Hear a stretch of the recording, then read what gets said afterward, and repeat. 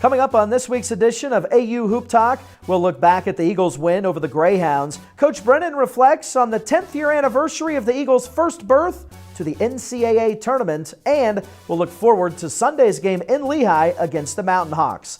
AU Hoop Talk with Coach Mike Brennan starts right now.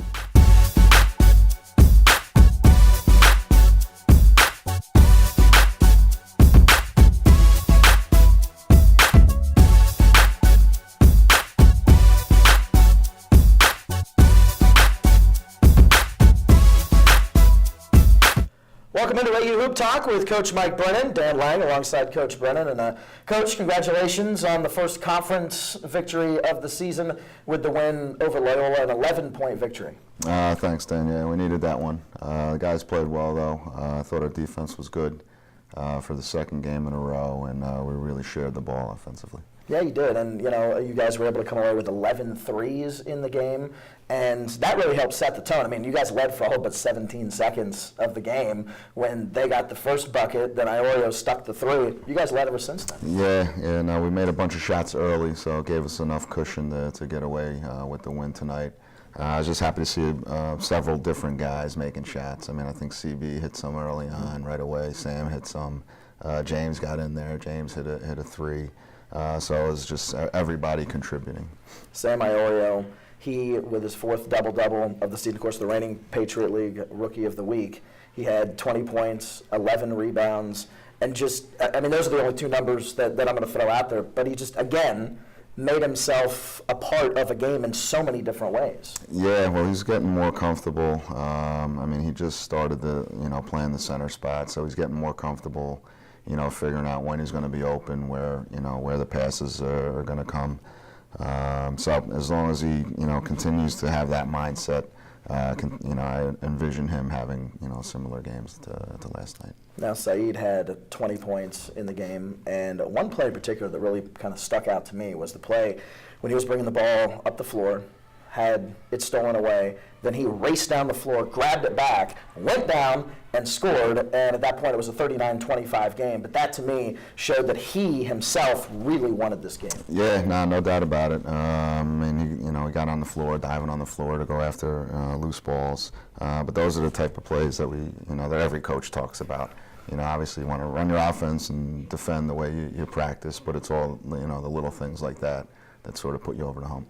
Another guy, Marvin Bragg, he, I thought, showed really good presence on the floor in the win over Loyola, especially in a play where he was about to go out of bounds underneath the basket, and then he quickly passed over to Saeed, who nailed a three, and at that point you guys were up 51-32, maybe it was at that point, and that to me showed good mind presence. Yeah, absolutely. I mean, we've been emphasizing sharing the ball, so even on drives and cuts and posts, I mean, we're telling our guys to look out.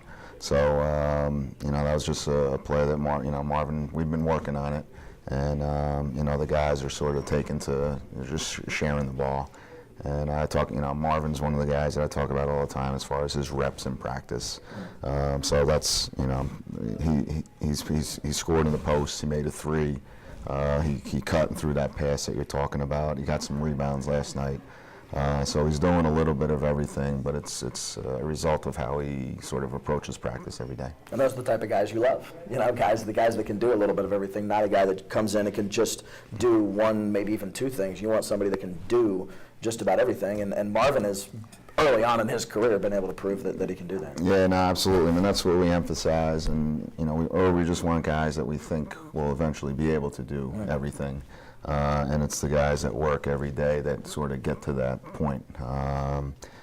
So, it's, we want Marvin to post, we want him to be able to handle the ball, shoot threes, but we want everybody to be able to do all of that. Emphasize versatility, just being a player. And actually the whole group, I think, has the potential to be like that.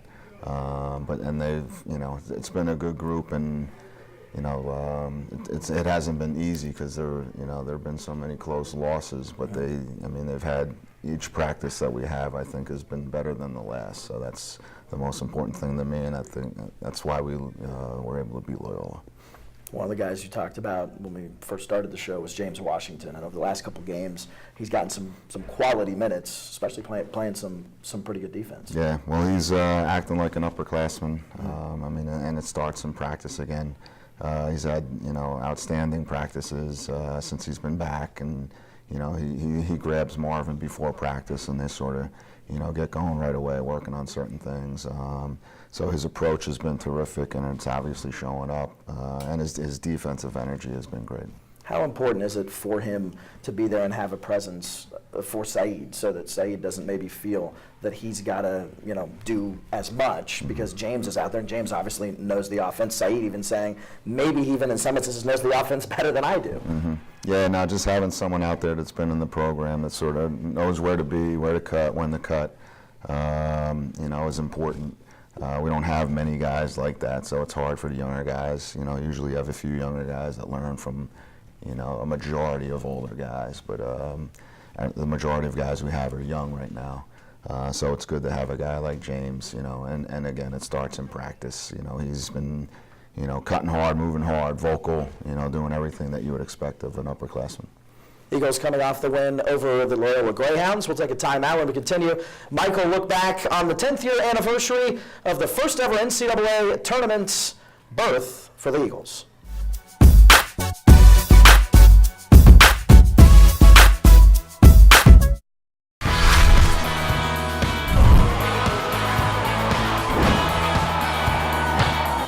In the Patriot League, our playbooks look a little different. Here, we play to win on the field,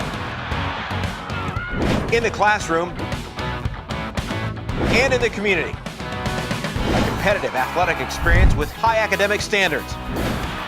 Today's scholar athlete, tomorrow's leaders.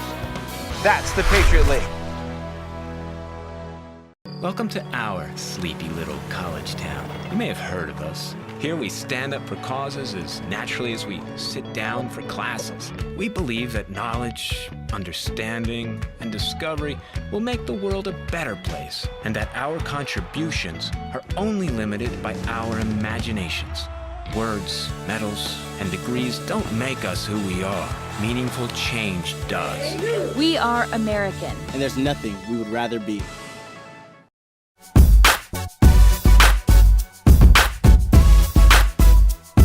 Welcome back to AU Hoop Talk, and let's jump into the 10th year anniversary of the first ever NCAA Tournament berth for the Eagles. You were an assistant under Jeff Jones at the time. Take us back to that season and what in your mind really sticks out. It was a really good team. It was a really good team. I was sort of, and I'm obviously new to the program. It was my first year, so timed that very well. But it was, the different way of approaching practice and everything. But when I showed up, the guys were, already, they were such hard workers.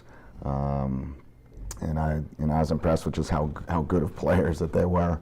JJ, was just emphasizing defense all year. So it was fun to go through the year with that group because they understood. It seemed like they understood. That they had a good group, that they had a chance to be good, and how focused they were on offense and on defense for every single game. At what point did you realize that, hey, we have something pretty special here? Was there a specific point where you went, okay, everything seems to be coming together? I don't think there's a specific point. I think, as soon as I got on campus, just in individual workouts, just the leadership that Mercer provided, Garrison's work ethic, Brian Gilmore, Jordan Nichols, Travis Lay. It seemed like a group that sort of was determined and focused, and they just played really well together offensively and defensively, and there was no ego or anything like that. It seemed like we were just coaching basketball. So it was a fun group to work with. Take us to the finals, the Patriot League Tournament finals. You guys went up against Colgate, came away with the 52-46 win. The last actual minute on the clock took like 17 minutes Right. to complete. That had to have been a little stressful. Yeah. Well, I think they were far and away the best team in the league. Just with the talent that they had between Mercer, Carr, and Gilmore, and then just all the other surrounding pieces. But it just goes to show you that doesn't matter. It was a 6-point win or whatever it was. That winning is hard. It just shows you how hard it is, regardless of how good your team is, how focused they are. It's always a grind to get to that final game and be able to push through and win it. So you got to give these guys a lot of credit, these kids, just how much they put into it. And I just remember Jordan Nichols is a guy that stands out in my mind, where he doesn't get a ton of credit because he doesn't score points or anything, but he was so locked in defensively, blocking shots, getting every single rebound. I mean, just the sort of mindset of that group was special. And that started from the top, from Jeff Jones. Yeah, absolutely. I mean, he instilled in these guys, and every single day, you start out practice and it's a half hour defending, and it was a great defensive team. So, and it was a group that had some experience too. So they were juniors that year. Most of the sort of top players, other than Travis. So I think they sort of learned their lessons freshman, sophomore year, went through the grind, and it paid off. Now you went to the tournament as a player, and then went as an assistant here at American before going as a head coach here at American as well. What's the difference between that? I mean, there's obviously a difference, but can you take us in that?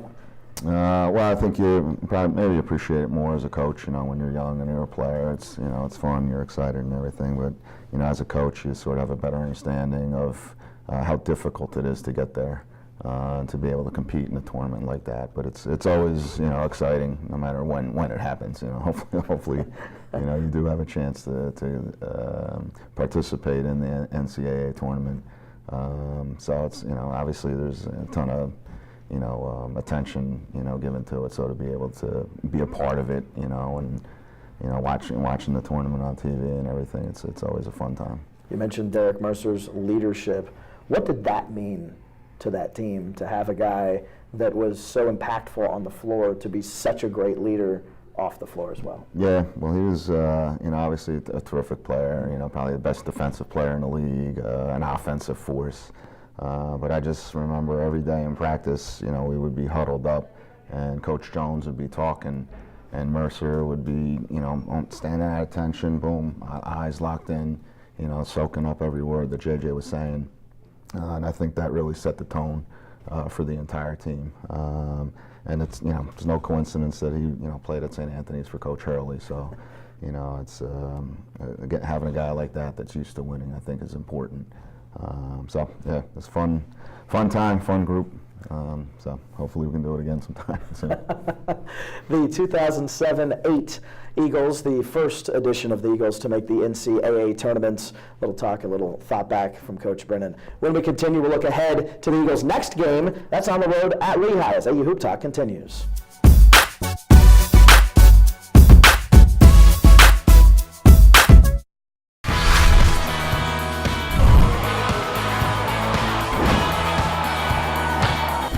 In the Patriot League, our playbooks look a little different. Here, we play to win on the field, in the classroom, and in the community. A competitive athletic experience with high academic standards. Today's scholar athlete, tomorrow's leaders. That's the Patriot League. Welcome to our sleepy little college town. You may have heard of us. Here we stand up for causes as naturally as we sit down for classes. We believe that knowledge, understanding, and discovery will make the world a better place, and that our contributions are only limited by our imaginations. Words, medals, and degrees don't make us who we are. Meaningful change does. We are American. And there's nothing we would rather be.